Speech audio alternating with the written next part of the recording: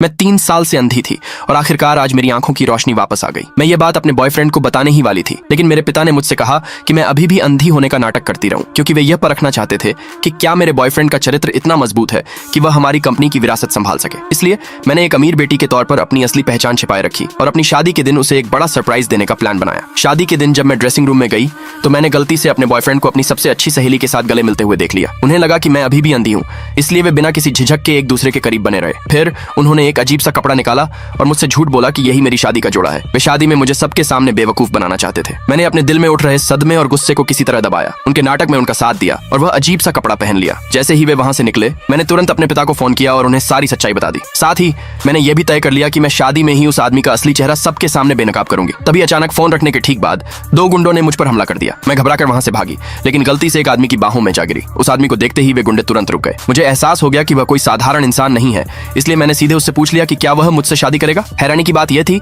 कि उसे मुझसे पहली नजर में ही प्यार हो गया। उसने मेरी आंखों में देखते हुए पूरी गंभीरता से कहा, मैं खुद तुम्हारी शादी में आऊंगा और तुम्हें शादी के लिए प्रपोज करूंगा। कुछ ही देर बाद मैं शादी की जगह पर पहुंच गई। जब मेहमानों ने मुझे उस अजीब से कपड़े में देखा तो वे सब आपस में कानाफूसी और गपशप करने लगे, लेकिन मुझे इसकी जरा भी परवाह नहीं थी। मैंने जोर से ऐलान किया कि मैं अपना दूल्हा बदलना चाहती हूँ। मेरा बॉयफ्रेंड गुस्से से आग बबूला हो गया और मेरा मजाक उड़ाते हुए बोला कि कोई भी आदमी किसी अंधी लड़की से शादी नहीं करेगा। ठीक उसी पल वह अजनबी आदमी शादी के तोहफे लेकर वहां आ पहुंचा और सबके सामने मुझे शादी के लिए प्रपोज किया। ये देखकर कि मैं एक बहुत अमीर परिवार की बहू बनने वाली हूँ। दूसरे पार्ट के लिए कमेंट में यस लिखे।